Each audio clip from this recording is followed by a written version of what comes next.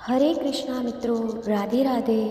इंदिरा एकादशी हिंदू धर्म में विशेष महत्व रखने वाली एकादशी में से एक है जो पितृपक्ष में आती है। यह व्रत पापों के नाश और पितरों की आत्मा की शांति के लिए अत्यंत लाभदायी माना जाता है। इंदिरा एकादशी का व्रत करने से व्यक्ति न केवल अपने पितरों को मोक्ष दिलाने में समर्थ होता है, बल्कि स्वयं भी मोक्ष प्राप्ति की दिशा में अग्रसर होता है। इस व्रत की महिमा और कथा में छिपे संदेश जीवन को सही में ले जाने का मार्गदर्शन करते हैं। प्रिय मित्रों, अब आपको सुनाते हैं इंदिरा एकादशी की पौराणिक कथा, जो कि इस व्रत के महत्व और फल को विस्तार पूर्वक बताती है। एकादशी के दिन भगवान श्री लक्ष्मी नारायण की पूजा करने के साथ ही तुलसी माता की पूजा करने, तुलसी माता की कथा का श्रवण भी आप सबको करना चाहिए।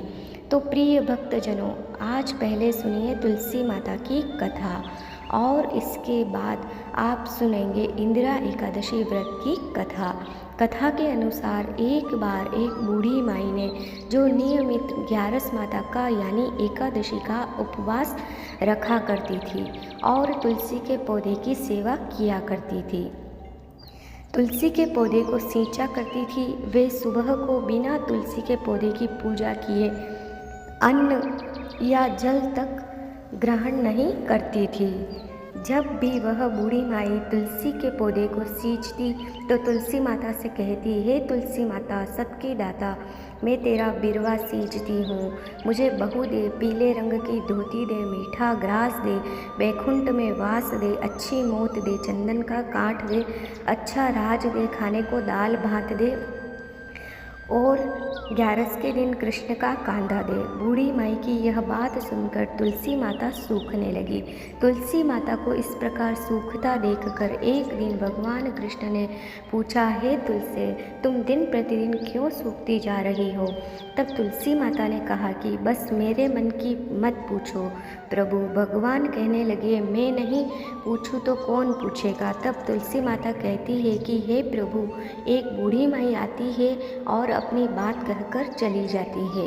मैं उनकी सारी बातें तो पूरी कर दूंगी, लेकिन कृष्ण का कांधा कहाँ से लाऊंगी? तब भगवान श्री कृष्ण बोले कि वह बूढ़ी माई मरेगी तो मैं अपने आप ही कांधा देने आ जाऊंगा। तुम बूढ़ी माई से यह बात कह देना।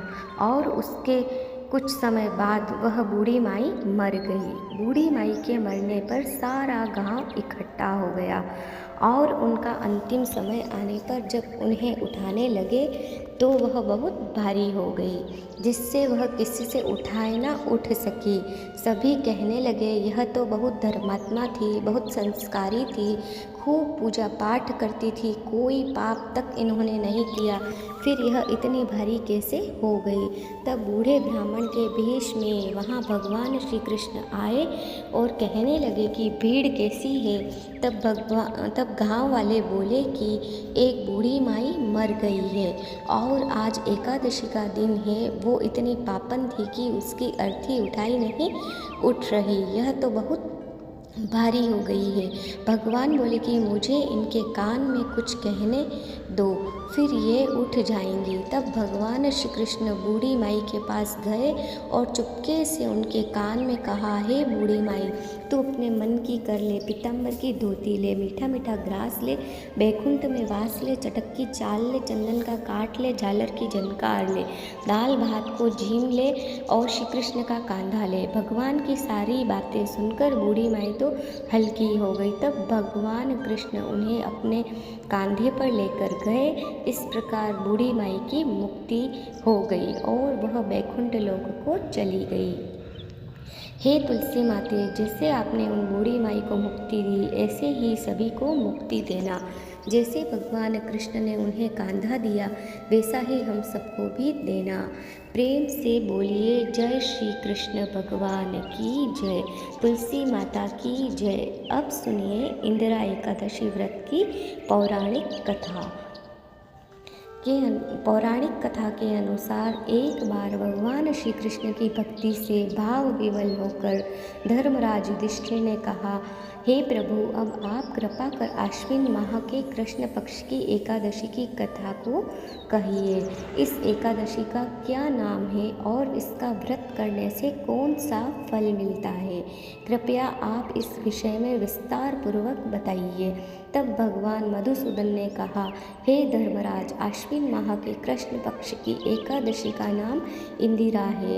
इस एकादशी का व्रत करने से सभी पाप नष्ट हो जाते हैं, नरक में गए हुए पितरों का उद्धार हो जाता है। हे युधिष्ठिर, इस एकादशी की कथा के श्रवण मात्र से ही मनुष्य को अनंत फल की प्राप्ति होती है। मैं यह कथा सुनाता हूँ, अब तुम भी ध्यानपूर्वक श्रवण करो। सतयुग में महिष्मती नाम की नगरी में इंद्रसेन नाम का एक प्रतापी राजा राज्य करता था। वह पुत्र पौत्र धन आदि से पूर्ण था। उसके शत्रु सदैव उससे भयभीत रहा करते थे। एक दिन वह राजा अपनी राज्य सभा में सुखपूर्वक बैठा था कि तभी देवर्षि नारद वहाँ पधारे। नारद जी को आया देख राजा आसन से उठे और प्रणाम करके उन्हें आदर सहित आसन दिया।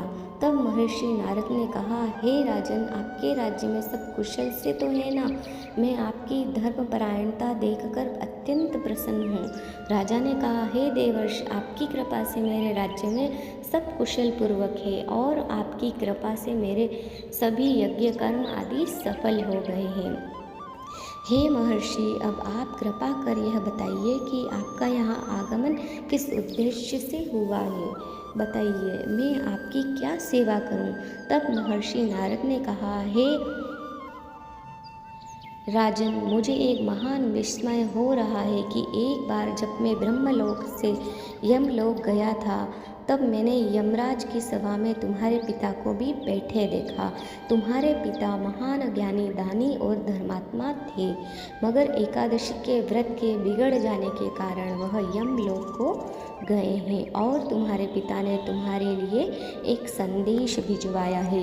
यह जानकर राजा व्याकुल हो उठे और फिर उन्होंने हाथ जोड़कर विनम्र भाव से पूछा, क्या संदेश है? महर्षि, कृपा कर यथाशीघ्र कहिए। तब देवर्षि नारद ने कहा, राजन, तुम्हारे पिता ने कहा है, महर्षि, आप मेरे पुत्र इंद्रसेन, जो कि महिष्मती नगरी का राजा है, उसके पास जाकर एक संदेश देने की कृपा करें कि मेरे किसी पूर्व जन्म के बुरे कर्म के कारण ही मुझे यह लोक मिला है। यदि मेरा पुत्र आश्विन माह के कृष्ण पक्ष की इंदिरा एकादशी का व्रत करे और उस व्रत के फल को मुझे दे दे तो मेरी मुक्ति हो जाए और मैं भी इस लोक से छूटकर स्वर्ग लोक में वास कर सकूं। इंद्रसेन को अपने पिता के यमलोक में पड़े होने की बात सुनकर महान दुख हुआ और उन्होंने नारद जी से कहा, हे देवर्षि, यह तो बड़े दुख का समाचार है कि मेरे पिता यमलोक में पड़े हैं। मैं उनकी मुक्ति का उपाय अवश्य करूँगा। आप मुझे इंदिरा एकादशी व्रत का विधान बताने की कृपा करें।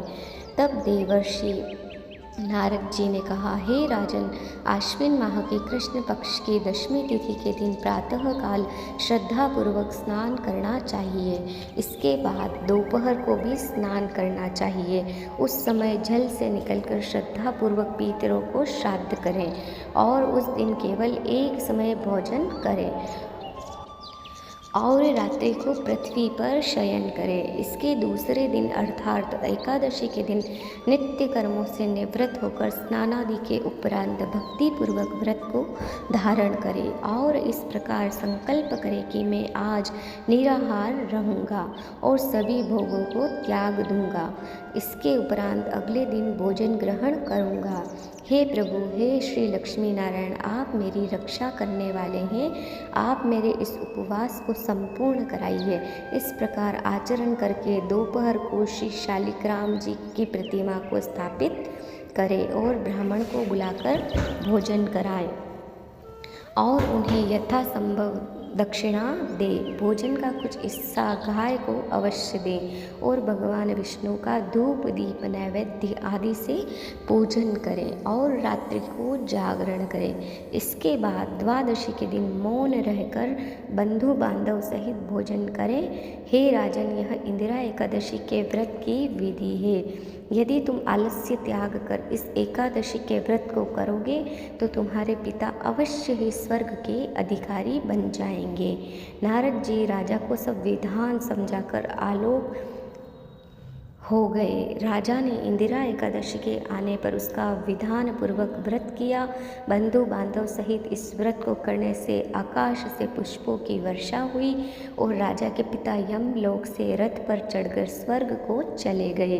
इस एकादशी के प्रभाव से राजा इंद्रसेन भी लोक में सुख भोग कर अंत में स्वर्ग लोक को गए। भगवान श्री कृष्ण ने कहा है, हे धर्मराज, ये मैंने तुम्हारे सामने इंदिरा एकादशी के महात्म का वर्णन किया है। इस कथा के पढ़ने और सुनने मात्र से ही सभी पापों का शमन हो जाता है और अंत में